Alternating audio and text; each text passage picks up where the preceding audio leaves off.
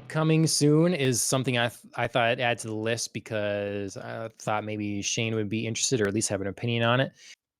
The Last of Us is coming to HBO, I think this Sunday. Mhm. Is that something you're tuning in for? I talked to Emily about this. I mean, I'll watch it. I'll enjoy it. I'm sure it'll be fun. I said that I thought that the story is already so good that for them to make a show of it, you basically just have to redo the exact same story. So it'd be like people who it would basically be introducing this incredible story to an entire, you know, group of people that don't play video games. Mm-hmm. You Right. know? And so I think that's cool because it's an awesome story. I think it's really well written. I think both things. Both. I don't know. Who knows if it's successful? If they'll make a, maybe the second season. Who knows how much of the first game this season will cover? But maybe they'll continue and do adaptation of the second game too, which I think was also a really well written story. And you know, I'm all for them trying to expand the audience of a franchise that I really like. So So you think that's like, do you think the strategy is, like you say, oh, it's people that don't or aren't going to play video games, here's this thing that they might be interested in. Is the goal to get people to then play the game, or is the goal just to use an IP that we have to reach people that aren't going to see it otherwise? number two, I think it's basically like we've had this sort of, in a sense, a test market, right, of the gaming world, where it's like, here's this successful IP, we made a bunch of money out of it in this realm.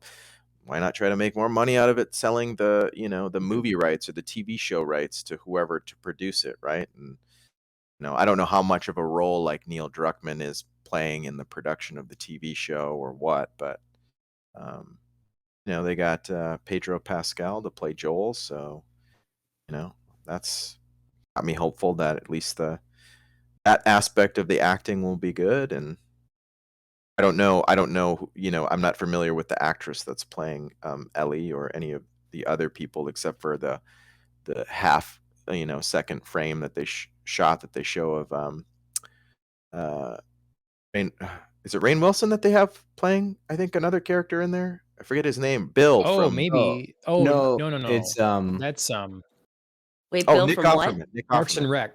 Yeah. yeah, Yeah. Nick Offerman. Nick Yep. Offerman, yeah. Yep.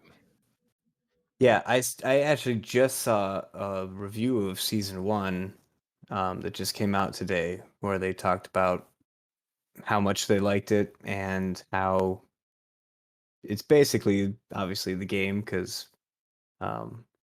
people said, "Wow, this game's so good, it's like a movie." So then they're like, "All right, let's make a movie or a show about it." But um, they do get to go a little bit more into some of the side characters.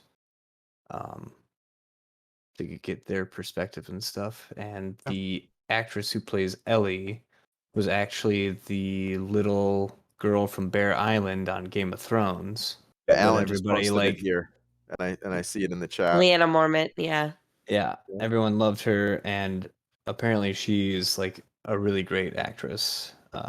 They said that she really kills it as Ellie, so Mhm. I'm excited to check it out. And even though I know the story, I just kind of want to see like how well they can adapt it. Like, is this going to be the first like actual good video game like adaptation, or we'll see. Yeah, well, that's the question. So when you say video game adaptation, do you count anything that's based on a video game IP, or literally we're making an The adaptation? game. Because would you count the Resident Evil movies as adaptations? They're certainly based on video game IP, but they have little to nothing to do with the story of any of the games. Yeah, I guess um, Clearly, people keep watching them because they keep making them. Mhm. somehow I don't know Diminishing how. returns, though. It's kind of one of those things. Like, it's always shocking to me that people will sit in boardrooms and not understand like the harm you end up doing to the IP that you probably paid good money for to just run it into the ground. Like we keep milking this thing till its teats are real dry, and then we'll wait Then sit long on it for enough a decade and then Yep. reboot it. Yep. It's like, I don't know, I guess Or that's Netflix will the make an strategy. animated series out of it. Or if you're DC and Warner Brothers, you just keep rebooting it over and over and over every other year. Yeah. That makes less sense than, at least, we were talking about last week, I think, Spider-Man, and how at least with them they had an excuse because they had to make a film often enough per contract to keep the rights of Spider-Man. Sony, in order to Which leads to great quality of movie Yes. production. Yes. You just have to, you got to pump them out. To keep It's it. shocking that Spider-Man has been as good as it has over the years, considering that's the case, honestly, I think. I just read that Sony, when they bought the rights to the movie depiction of Spider-Man from Marvel Comics, they paid $7 million for that right. And they were given the opportunity to pay for the entire Marvel canon for like $25 million. And they said, nobody gives a shit about any of the other characters. They only care about Spider-Man. They only paid for Spider-Man. Ouch. I mean, they made a good deal either way, frankly. It's and Marvel was desperate, the comics industry popped. And so yeah, Marvel's desperate. They were that first trilogy was Spider-Man trilogy was historic. Yeah. Andrea, you have not played the games Last of Us. Are you tuning into this show? Maybe. Okay. Hard maybe. I feel like I have so much on my plate that I really want to watch right now. If it blows up and it's like so well reviewed, then I might have to. Or otherwise, I think I would probably get around to it at some point. Okay. But I don't know that I Yeah. feel compelled to watch it like right now.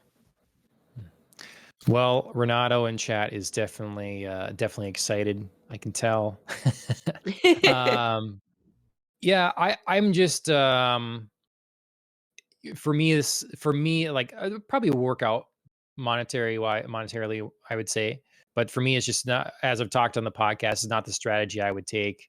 I would much rather expand a universe than repeat it, because people that are new and maybe aren't going to play the game, they don't care what the other story is of the game because they have no context for it. So it can be any story.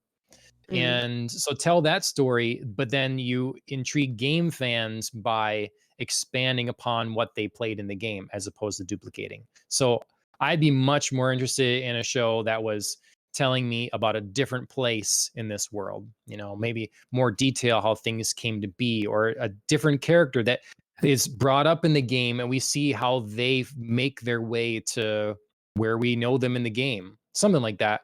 And it's always this, expanding thing. It's the same as a show I'm going to talk about later, Cyberpunk Edge Runners, melding with the Cyberpunk game.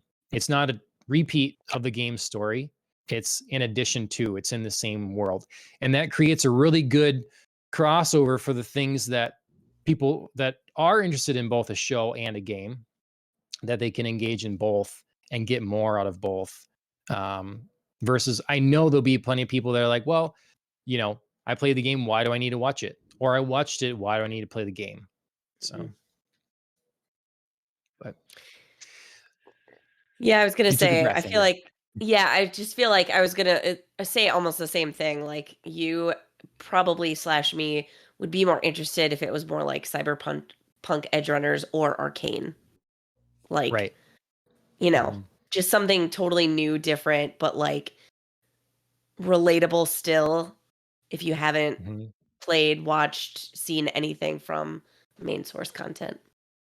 Yeah, Arcane is a perfect example because there's nothing that they could do to make me play League of Legends. Nothing. They'd have to pay me money to play League of Legends. That's about it. But Arcane is a brilliant show, amazing. And so whether that is you know, that can be an add-on filling in all kinds of stuff. And it means not like it's no, you know, skin off my back because I love this thing. And for fans of League of Legends, it's the same deal. They can love it as well. So Arcane's a perfect example of how it's done as well. So